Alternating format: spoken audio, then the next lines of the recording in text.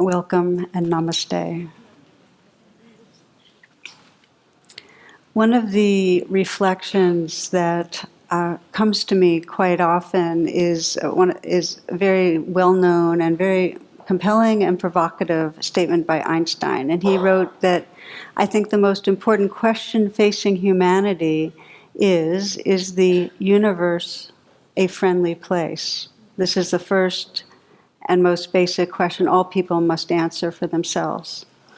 Is the universe a friendly place? So I'd like to start this time together just inviting you to sense what comes up for you when that question's posed. And to keep in mind, you might let the word friendly sit there and sense into it. Is the universe inherently, is there some inherent quality of love, of unity? Is there some potential in all beings that really expresses this basic quality of benevolence? I mean, is there a basic goodness?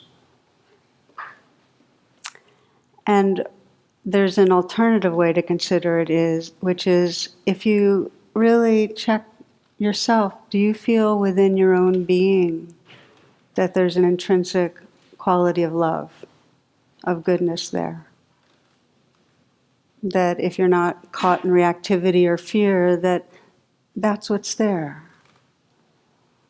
Because if it's inside of you, or if it's inside of me, given that we're all from the same stardust, it's likely that it would permeate and suffuse the universe. It's an interesting inquiry, and we'll explore it tonight. And I want to just start by saying, because this is really an inquiry about basic goodness and about what it means to trust basic goodness. And it's a challenging one because it brings up a seeming paradox quickly when we start looking at it. It takes a certain amount of tolerance of paradox and flexibility because, of course, our minds can go very quickly to the horror at having Doctors Without Borders hospital bombed, and the horror of the shooting of unarmed African Americans in the streets, and the horror of the ongoing cycles of war that we know leave children without parents and families without homes, and the horror of the refugees. I can go on, and we can see that and say, goodness in the universe, is it friendly? And how dangerous would it be if we thought the universe was a friendly place if we're in a war zone? So it takes a capacity to open to that paradox and say, there's tremendous suffering, there's conditioning towards all sorts of harm, causing harm, and under all of that, is there some potential, some basic intrinsic loving presence that can unfold itself? So Einstein says that it's really important that we ask this question, and I'd like to read to you a little more of what he says on why it's so important. He says, "For if we decide that the universe is an unfriendly place, then we'll use our technology, our scientific discoveries, our natural resources to achieve safety and power by creating bigger walls to keep out the unfriendliness and bigger weapons to destroy that which is unfriendly." He says, if we decide the universe is neither friendly nor unfriendly, that God is essentially playing dice with the universe, then we're simply victims to the random toss of the dice and our lives have no real meaning or purpose. But if we decide that the universe is a friendly place, then we'll use our technologies, our scientific discoveries, our natural resources to create tools and models for understanding that universe, because power and safety will come through understanding its workings and its motives. God does not play dice with the universe. To add a few words to that, he, in his later writings, a number of times said that the word God doesn't really resonate for him, but he had a sense of God being creative intelligence and love that flows through the whole universe, through each of us. So it's an interesting thing if you just sense it in a kind of spiritually pragmatic way, that if we have a sense that there's an intrinsic unfriendliness, then we end up living from our more limbic brain, from the parts of us that are on survival mode, and we're kind of continually having to protect against things, continually having to try to seek personal advantage. I mean, that's where that worldview leads to. Fight, flight, freeze, a lot of war. If we believe it's neutral, it's a toss of the dice, it kind of does take away a sense of empowerment and meaning and purpose, where we are, in a sense, victims, disempowered. And if we start trying on and sensing into an intrinsic goodness, that the beings we encounter, that this being right here, this universe is evolving in a way that allows for more and more love and creativity and wisdom, then we start giving ourselves more and more to being part of that process, to learning about that process, to facilitating it. We help to evolve the world in that way. Now, Buddhism and most spiritual traditions I've encountered do describe the path as one of realizing the love and awareness that's our essence, cultivating it, trusting it, living from it. This is Chogyam Trungpa, a Tibetan teacher. He says, according to the wisdom of the Buddha, we're basically good. We possess what is known as basic goodness. Then we develop an overlay of tricks to shield ourselves from being embarrassed or from feeling too painful or naked. Those are habitual tendencies, but they're not fundamental.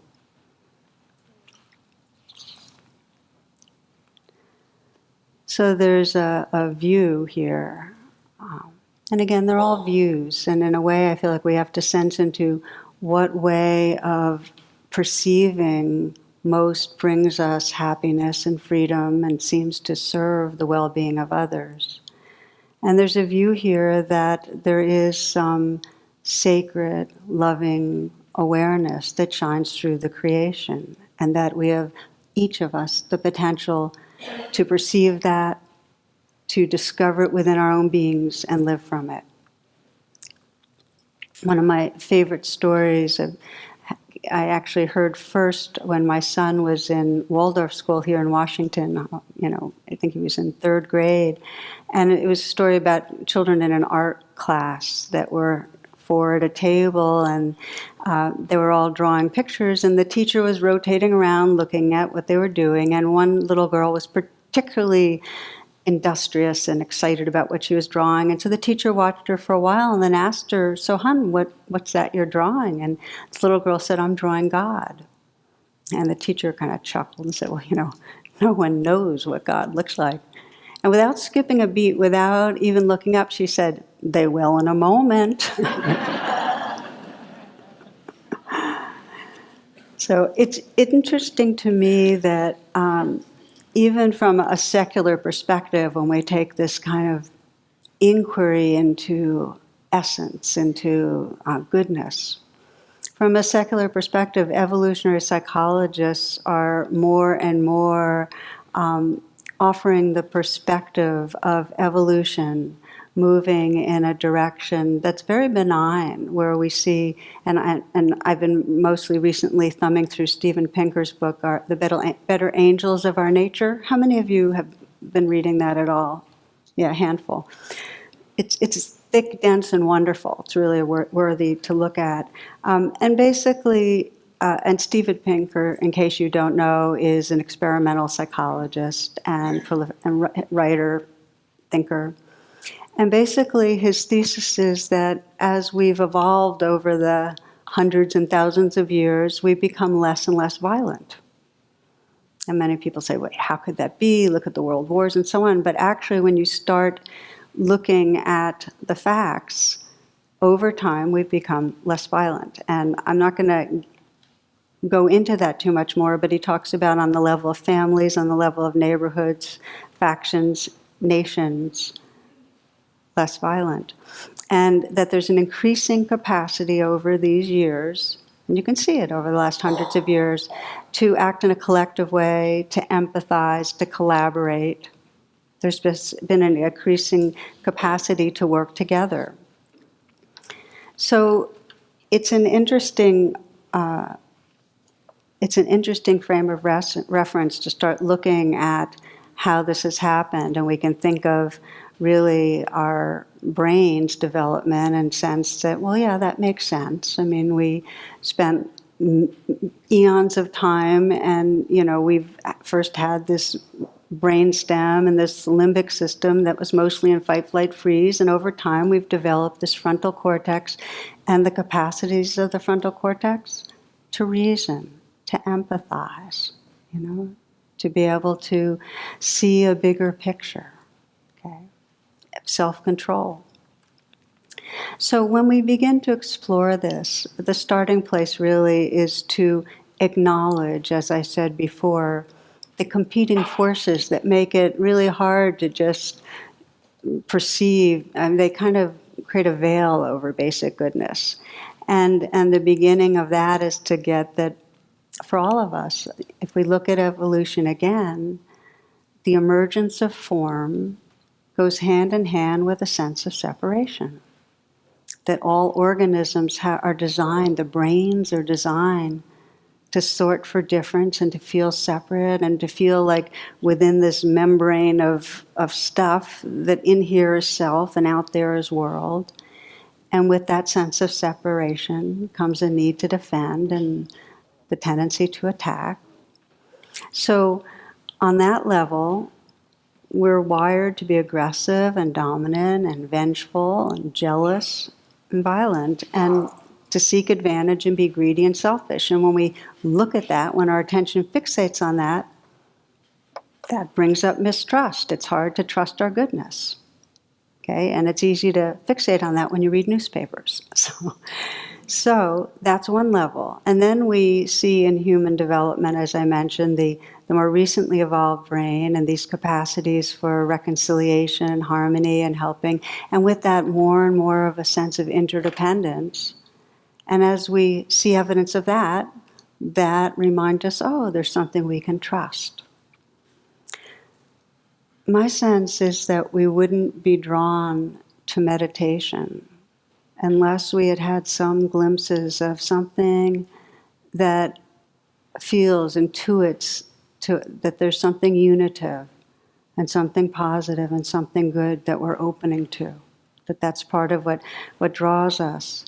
And each of us in our lives have had those moments where maybe we've been in conflict and there's been some sense of forgiveness or reconciliation and the feeling of, oh, it's so much nicer to be in this togetherness than to be caught up in our egos fighting each other. And so many of us have had that experience of gratitude where we've sensed somebody else's kindness and it's just given us faith, okay, that can be there. We love random acts of kindness stories, and there's a reason. Jonathan, my husband, and I have been often in our talks. We're kind of focusing on some of the same materials, and we both were having some conversations about the 1914 Christmas truce in World War I.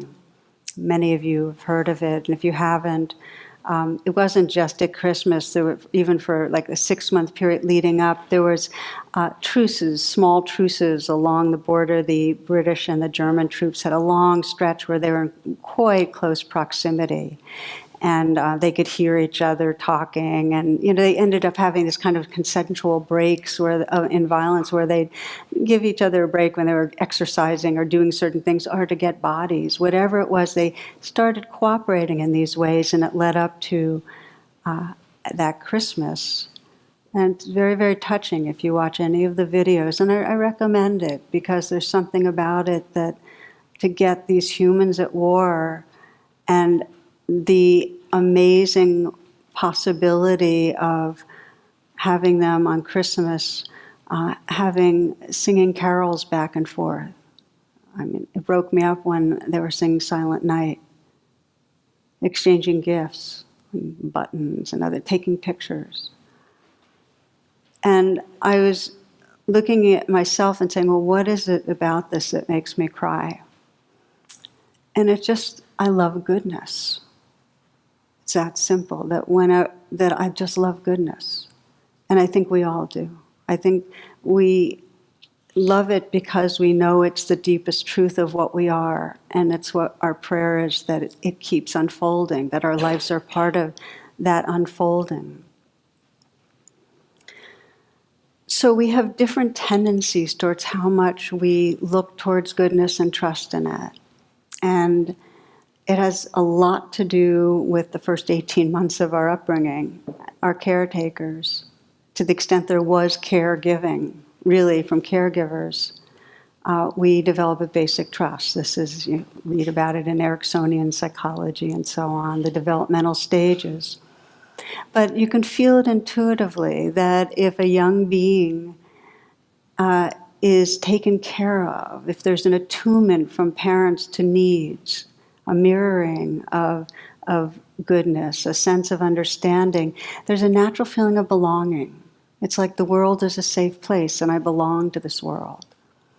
And in contrast, if parents are unattuned, are, to go to the extreme, in some way abusive and rejecting, the message is, you're separate, you don't belong, and this world's not a safe place.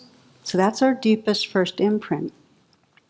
But really, our parents are messengers of the culture. So we're also being imprinted. Our sense of safety and belonging, and is this universe a friendly place, is very much comes from the messages of our culture.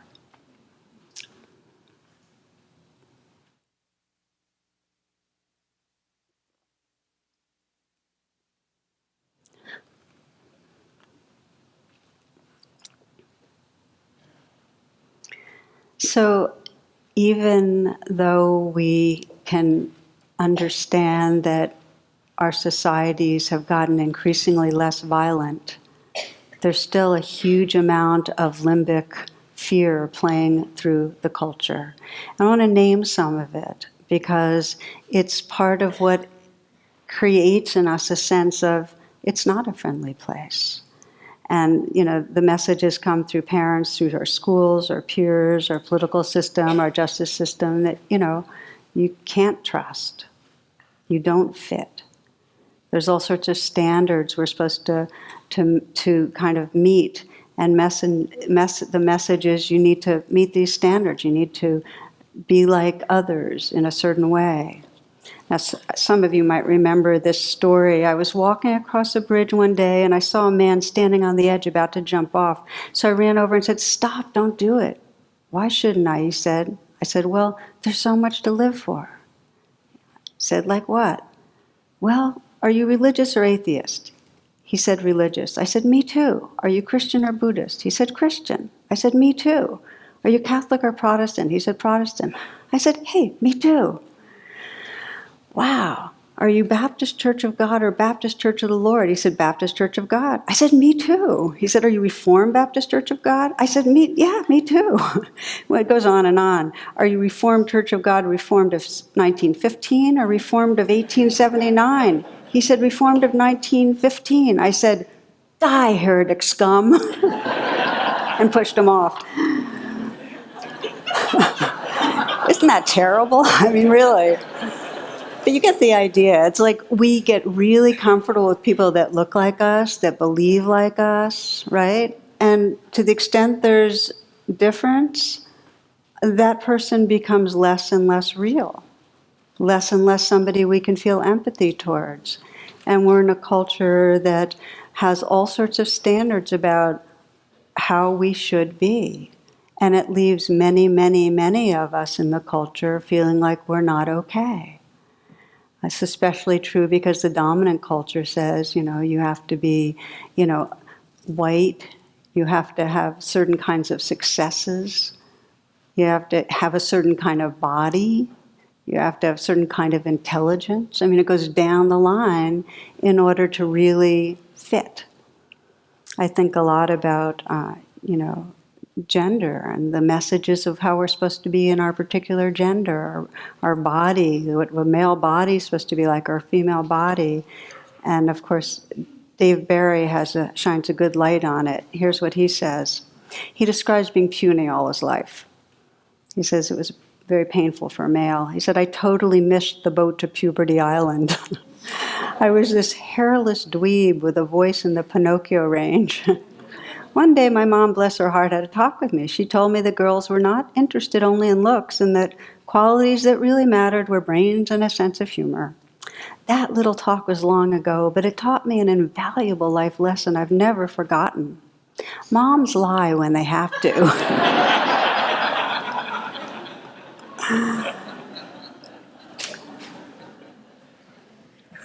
I mentioned intelligence, and it's one of the areas that actually is, we have such a narrow band of intelligence we respect in this culture. I mean, this culture worships left brain intelligence, and I often think of all the children that go to school that don't particularly fit that band, okay, of intelligence, and go through the school system and come out feeling like they're stupid, that they're not good enough, and how deeply painful that is in this culture. Comes through at work, the standards that we have to achieve and excel in a certain way. Many of us have been reading about the teen suicide, especially in the real competitive schools. And I just read the other day that in this randomized study in San Francisco that 30% of teens were under suicide risk. That's unbelievable to me. But we get it that there's huge, huge pressure to succeed, and in a certain way. And then on a personality level, we're supposed to have a certain kind of personality that is fun and funny and interesting and appealing and goes with the flow and so on. And here we are in a society that creates a lot of insecurity, and then we have all our reactions to feeling insecure, and then that's condemned too, our reactions for being insecure. And so we end up very often not trusting our own goodness and not trusting our belonging and that the world is a friendly place. And that's really where I'm going with this.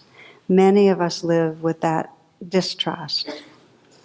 So the inquiry, where I'd like to take us, is given that there is a mistrust in our system, that we know we get caught up in our limbic reactivity. Each of us knows how we get caught in grasping and greed and self-centeredness, and we know our anger, and we know how we put others down in our mind, and then we don't like ourselves for it. We don't trust ourselves.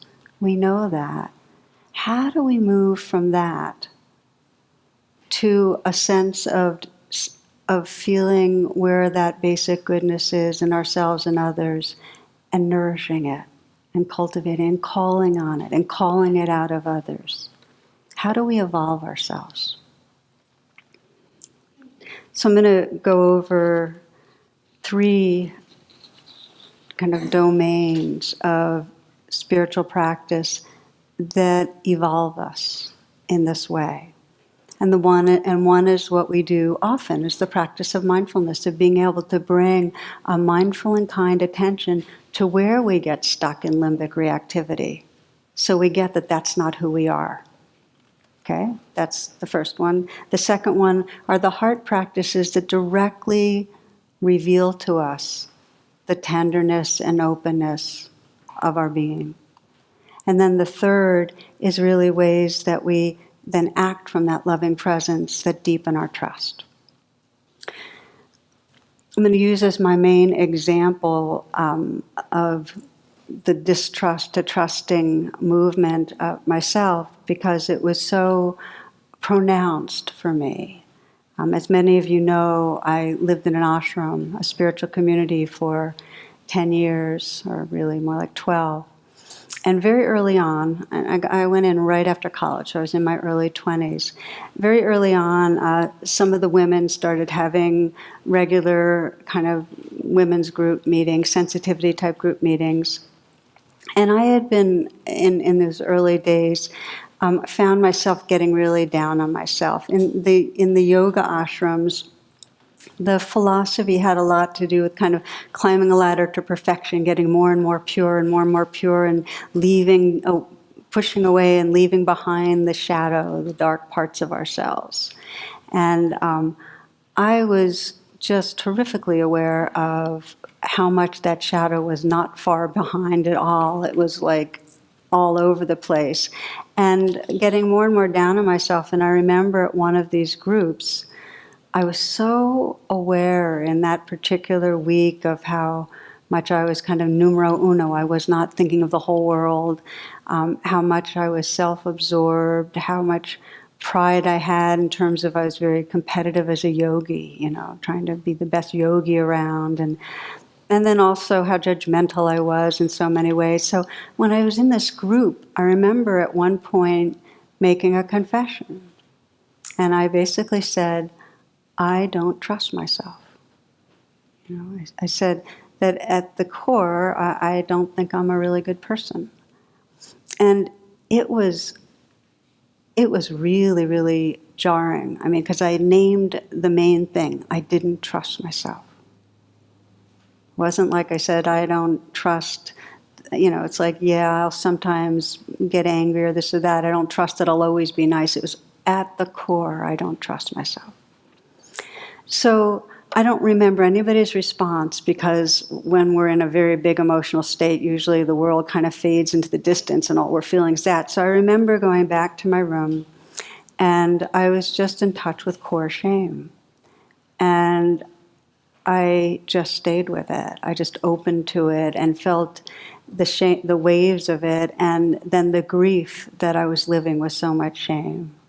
And there was some quality of presencing, of being present with it, because the waves just came through and through. Hours of sobbing. It's like I'd hit bottom as an unworthy person I couldn't trust.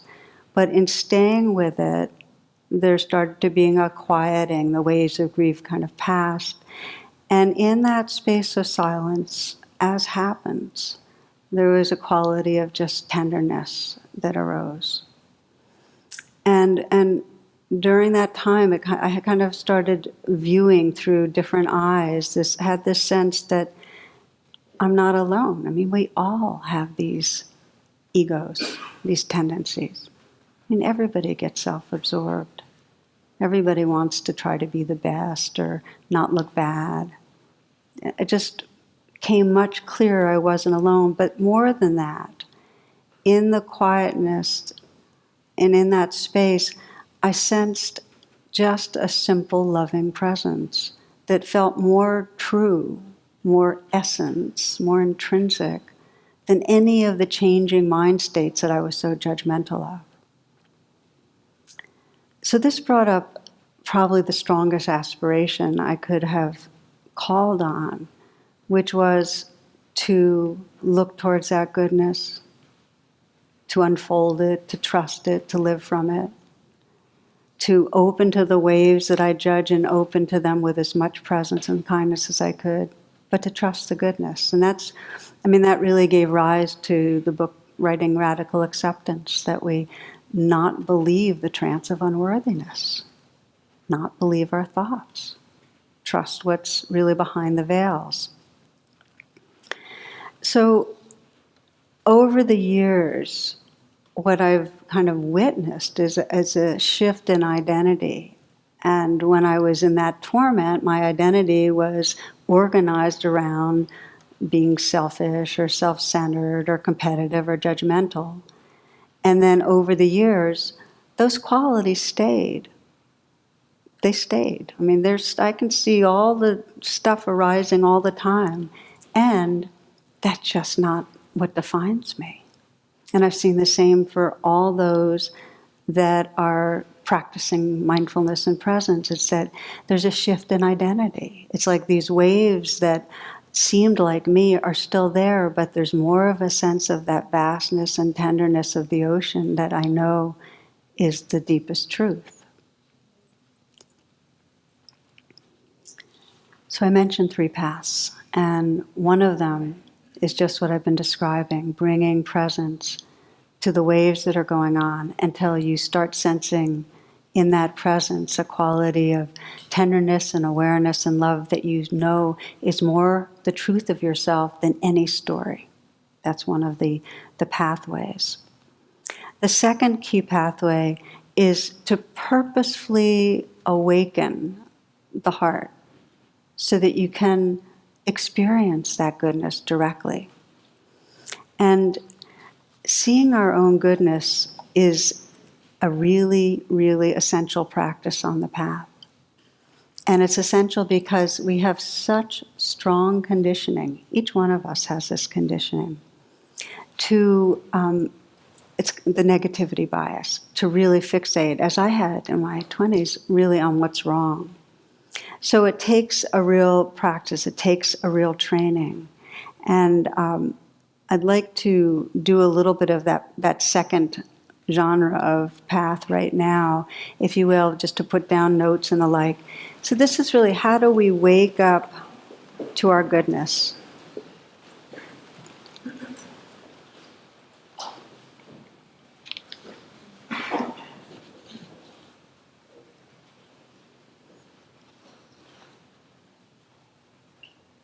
And take a moment as you come into a pause to notice how your body and mind are right now.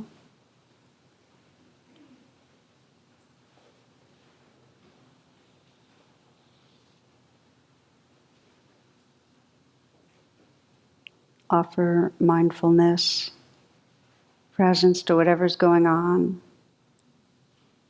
If there's any strong sensations, strong feelings, just regard that with gentleness, with clarity.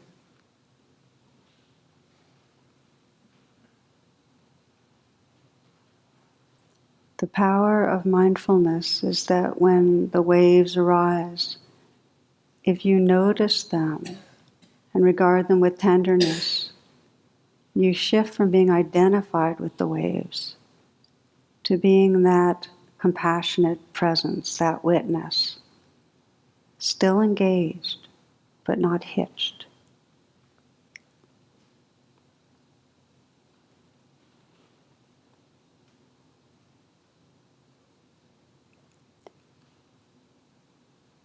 Beginning to bring a purposeful attention to goodness.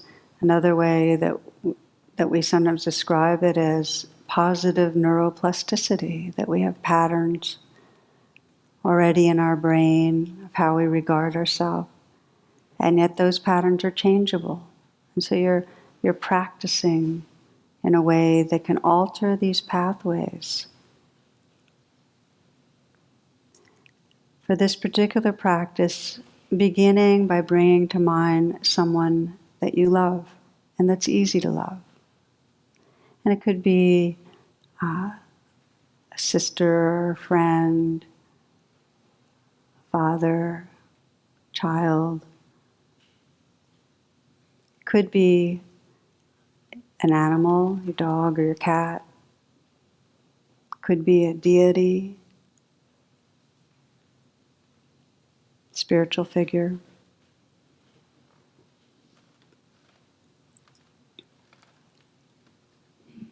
Maybe somebody that's been kind to you, loving to you. And whatever being you bring to mind, sense that being regarding you with kindness, with love.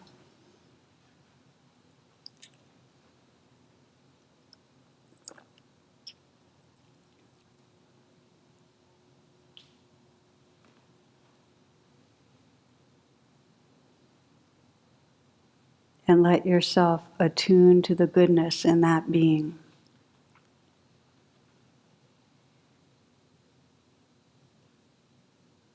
What is it that brings up love for this being? Is it the way this being shows love?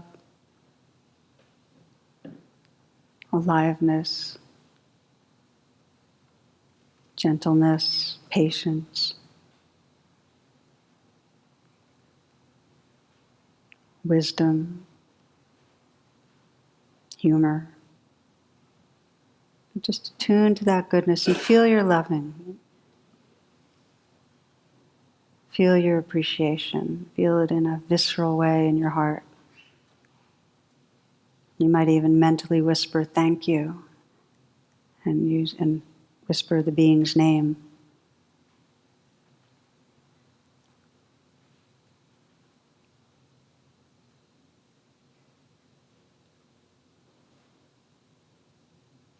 And just feel the heart space that loves goodness.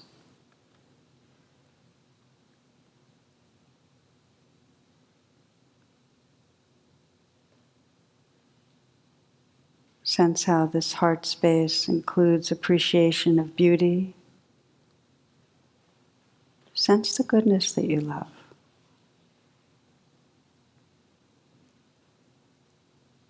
The mystery around us. The love of truthfulness, of being truthful. See your own goodness.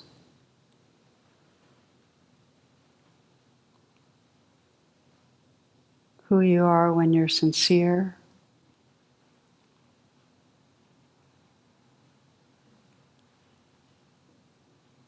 Your intention towards being honest.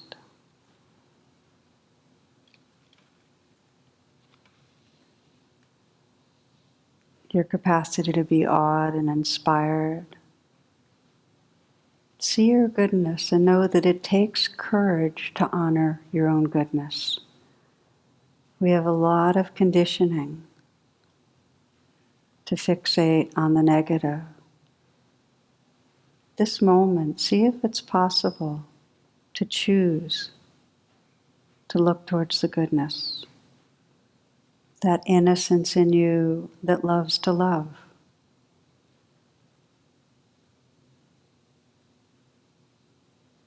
That purity that does care about others. That part of you that has a sense of wonder. Feel the goodness.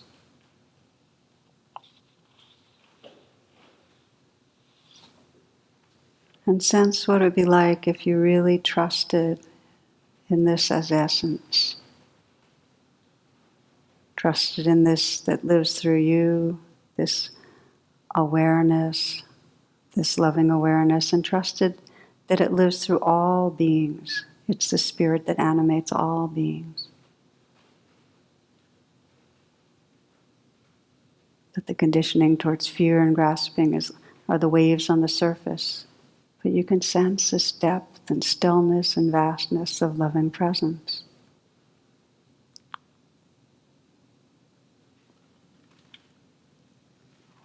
What would your life be like if you really trusted this goodness in you?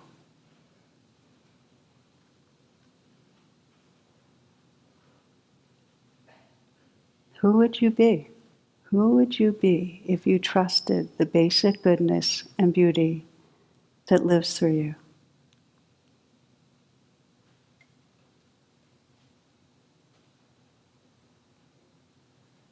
How would your life transform?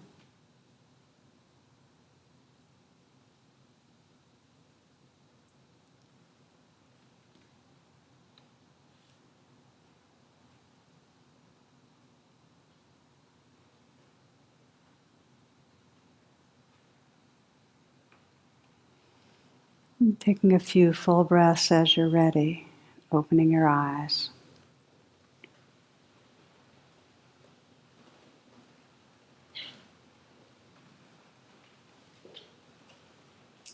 There's an understanding in neuroscience that where attention goes, energy flows.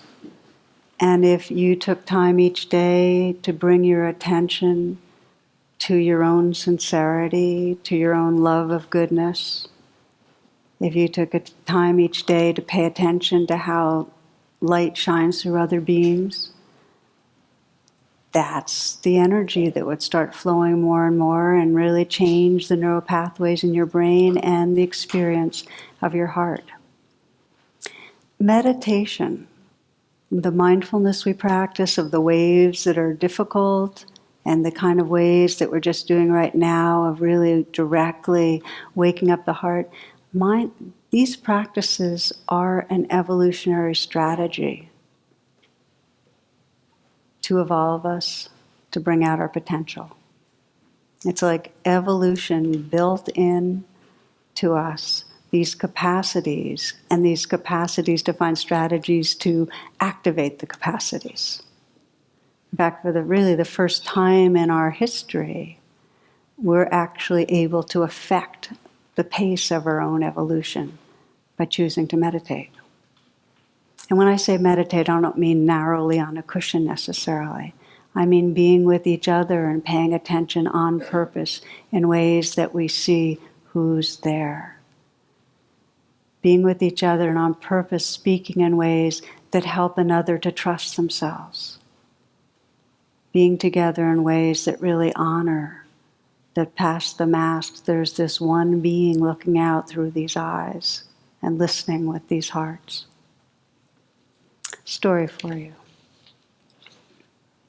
And this is moving us to the third pathway. So again, the first pathway is, if you take the waves and ocean analogy, we have waves of conditioning that makes us distrust. If we bring mindfulness to them, we remember the ocean. The second pathway, waking up the goodness, is really sensing directly the ocean of the heart. The third pathway is living from it. And for the third pathway, a story that's one of my favorites, that's by Naomi Shayab Nye. And she says, wandering around the Albuquerque airport terminal, after learning my flight had been detained 4 hours, I heard an announcement. If anyone in the vicinity of Gate 4A understands any Arabic, please come to the gate immediately. Well, one pauses these days. Gate 4A was my own gate. I was there. An older woman in full traditional Palestinian embroidered dress, just like my grandma wore, was crumpled to the floor, wailing loudly. Help, the flight service person said. Talk to her. What's her problem? We told her the flight was going to be late, and she did this. I stooped, put my arm around the woman, and spoke to her haltingly. Shu da'a, shu biduk, abidi, stanish wek, min fadlik, shu bitwe. The minute she heard any word she knew, however poorly used, she stopped crying. She thought the flight had been canceled entirely.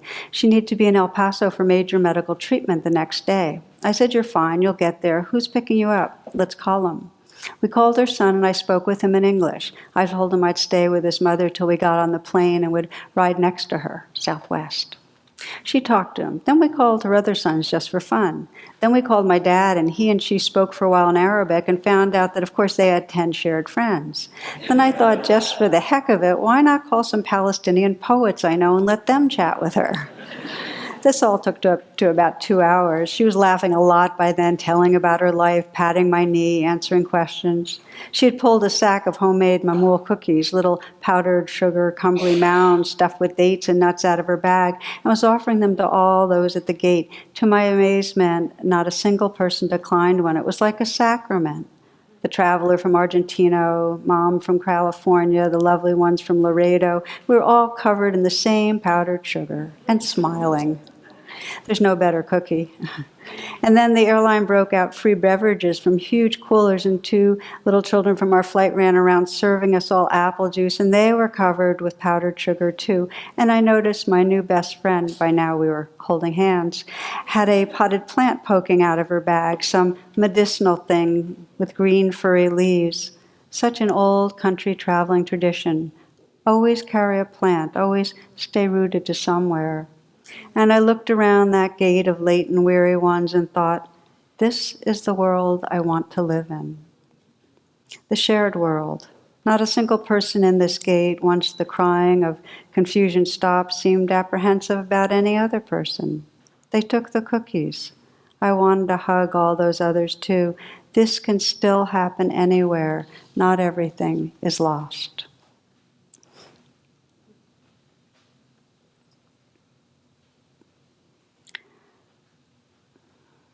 We love goodness, and we love it because it's really the essence of what we are.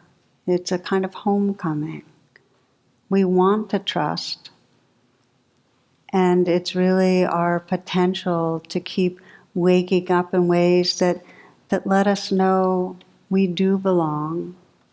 That doesn't mean that in a day-to-day way we don't have to watch out for where people and societies are playing out their fear-based conditioning. Of course we do. And we need to be active in our standing up and speaking our truths and working to wake up out of the systemic injustices and violence. Of course we do. And if we want it to come from the wisest, deepest, most compassionate place, we need to trust our shared belonging. Chogyam Trungpa, I read from him earlier, has a simple phrase. He says, never give up on anyone. I love that phrase. It's like, can we hold up the possibility in ourselves and each other of really manifesting our potential to love, to be awake, to serve? So the deepest action, because we're in kind of part 3, to, again, it's be mindful of what's happening, purposely wake up our hearts, and then live from that. The deepest action we can take in living from that goodness is to be a mirror for others, to really see who's there behind the waves, the conditioning. Because in the moments that we remind each other of our goodness, we actually draw it out. It becomes stronger. It's like we've watered a plant that just absolutely unfolds itself in the light of awareness. To remind each other, to say, I love you out loud. Because people forget, we forget. So, again, this is not a practice for just on the cushion. We're past the point in our evolution where we can afford to be going off to the caves all the time and just training our minds by ourselves. We absolutely have to bring it into every interaction. And we have to bring it into politics, and we have to bring it to our world, because the belonging is true, and also the ignorance and the violence is really intense. We have to bring it alive in our day. So we'll do our final reflection on living from our hearts.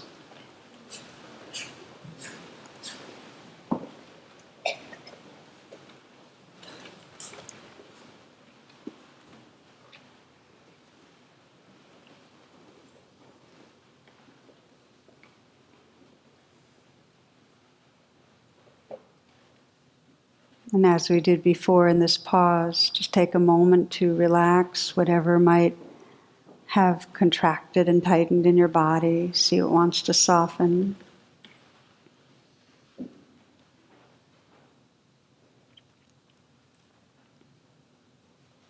You might bring that smile to the mouth, slight smile. It actually helps the nervous system to relax from fight, flight, freeze into that attending and befriending. The smile evolves us. The eyes smile. You might smile into your heart. Just feel the breath in the heart. Sense the space, the heart space that's there.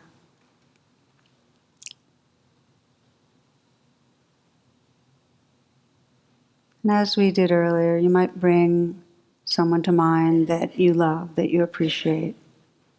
Try someone different. Try a person who you are in some way in regular touch with.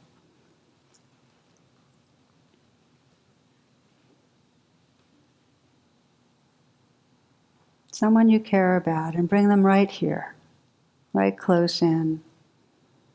You can see the light in their eyes. See what this person looks like when he or she or they are happy, lit up, feeling love.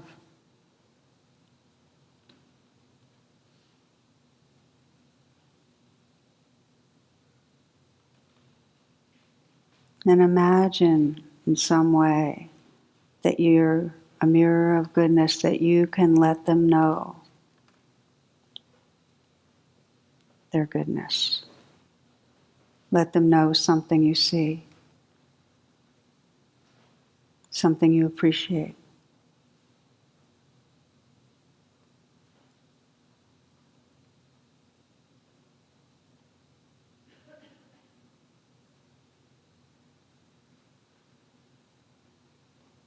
And notice what happens.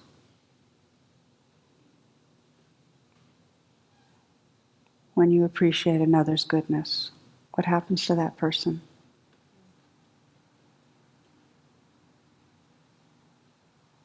Try it with another. Just bring one more person to mind. Someone you care about. Take some moments to see that person's goodness, what you appreciate, and imagine letting them know.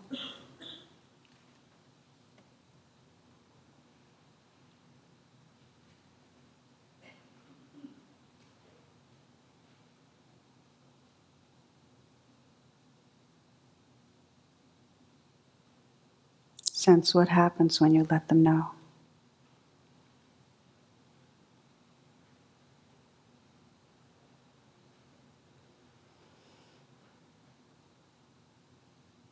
Can you imagine dedicating to seeing the light, the spirit in yourself and others?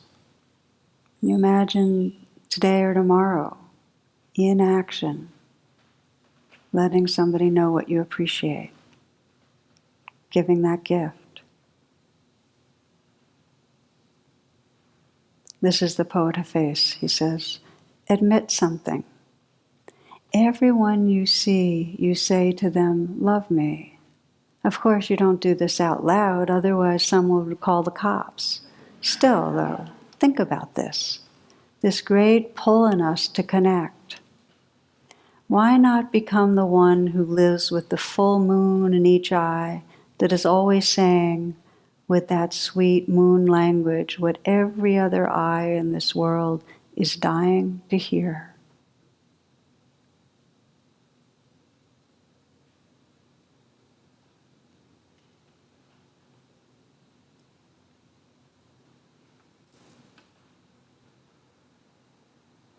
May we trust the love, the loving awareness that lives through us. May all beings everywhere trust this loving presence as essence. May we live from that loving presence so that there can be increasing peace, happiness, and freedom for all beings everywhere. Namaste and thank you.